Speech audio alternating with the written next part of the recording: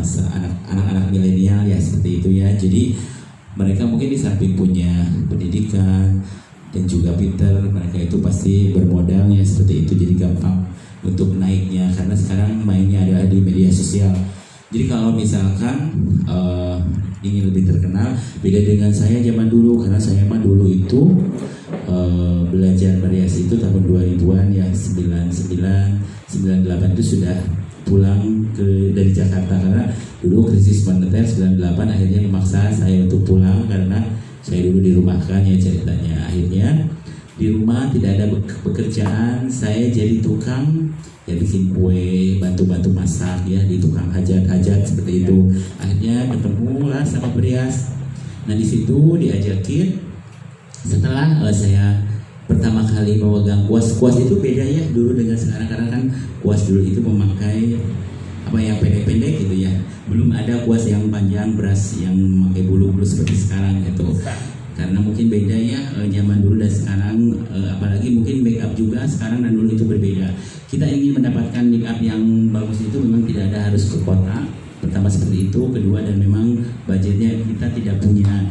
Makanya saya dilahirkan dari make up yang memang betul-betul zaman dahulu kala, betul-betul yang jadul. Hanya mungkin dulu itu La Tulip yang paling mahal dan yang betul-betul Berias itu tidak jarang punya ya, seperti itu. Nah untuk membeli saja mungkin kita gimana ya, kalau dulu mikirnya ragu-ragu karena mungkin dengan budgetnya atau mungkin harganya sedikit mahal zaman dulu itu, terkadang kita hanya memilih Ratu Ayu Solo, Sari Ayu, Rani seperti itu. Bahkan mungkin dulu saya mengenal Ines itu sudah melihat Ines, tapi memang karena mungkin perubahan apa-apa jadi Ines itu dulu dan sekarang memang berbeda. Cuma kemasannya tetap sama, tapi isinya formulasinya tidak sama bagusan sekarang gitu ya, seperti itu. Makanya Ines itu dari dulu masih on ya, on stage atau on sampai sekarang masih ada. Beda mungkin mohon maaf brand-brand yang apa ya sejajar dengan jadiannya dulu itu mungkin sudah tidak ada dan ditinggalkan. Tapi Ines masih tetap ada gitu ya sampai sekarang. Nah waktu itu tahun berapa ya saya lupa. Jadi saya diajakin sama teman gitu ya, ayo kamu ikut lomba gitu. Nah saya tidak tahu lomba itu seperti apa karena tidak tahu betul-betul pengalaman. Dari situ ikut lomba, tapi saya tidak menang gitu ya. Nah dari tidak menang itu timbullah rasa penasaran gitu ya, saya kenapa ya yang lain bisa menang. Terus saya biasanya suka melihat yang juara satu itu seperti apa gitu. Jadi seperti itu ya dulu ceritanya.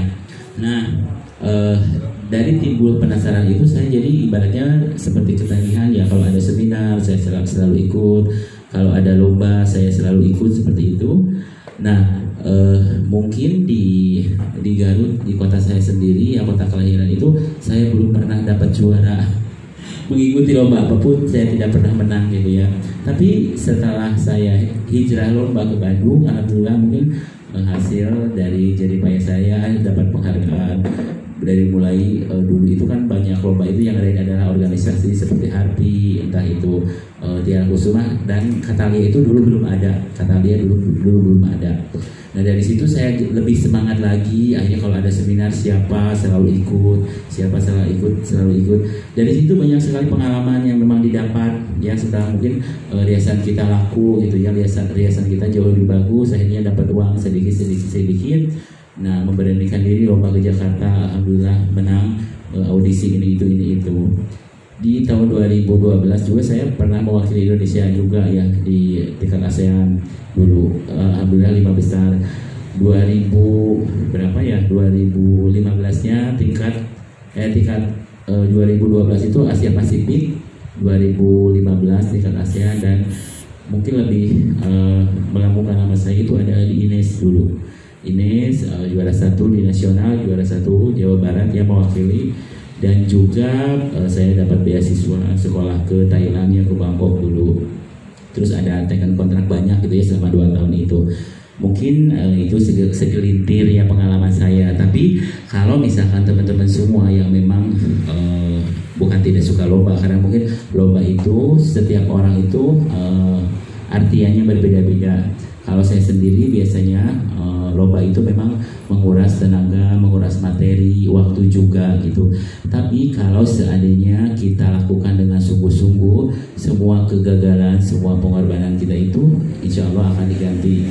Jadi ini sebetulnya betul-betul nyata ada di kehidupan saya, dalam artian dulu saya sering dicurangi, sering dilecehkan kalau lomba. Tapi kalau kitanya betul-betul saya mendampingin gitu ya tantangan ini dan saya harus menaklukkan, alhamdulillah gitu ya, seperti itu. Kalau seandainya kita memang tidak suka lomba gitu ya, nah kita harus mau belajar dari hal sekecil apapun, dalam artian cara kita menyajikannya, riasan kita itu ke klien seperti apa. Kita harus ada perubahan dari mulai teknik, dari mulai beragam jenis produk. Dan yang terpenting adalah alat-alat kita itu selain hanya kosmetik saja. Jadi kita harus punya beras atau mungkin kuas-kuas yang lumayan banyak supaya banyak pilihan. Jadi jangan sampai kita membeli sekali lalu kita pakai seumur-umur, jangan. Jadi minimal 6 bulan, 1 tahun sekali lah ada pergantian atau ada penambahan. Kalau seandainya mahal, kita nggak perlu beli satu set, enggak. Yang perlunya aja apa, misalkan kuas blending, kita perlu itu beli, misalkan di online shop itu satu, mungkin 3 bulan lagi satu, apa, lama-lama menumpuk dan banyak. Jadi yang memang kendala yang pernah saya alami kalau workshop itu rata-rata mereka itu tidak punya beras gitu. Jadi karena beras itu menunjang hasil riasan kita itu jauh lebih bagus. Sebetulnya kalau misalkan gini, kita berbicara seorang yang profesional, dia jago juara dunia di apa misalkan ya, juara dunia, mungkin kita jangan dirias, kita ngobrolnya di tukang masak, kita dikasih pisau yang memang tidak runcing, mungkin hasil potongannya juga kurang begitu bagus karena tumpul ibaratnya. Kalau seandainya kita juga memikirkan diri kita, kalau mungkin kuasnya tidak menunjang, itu saja, bahkan mungkin jarang dicuci, nah mau membuat riasan bagus bagaimana kalau seperti itu? Makanya harus mulai dari sekarang itu menyicil apa yang perlu. Memang itu sepele tapi biasanya suka terlupakan ya.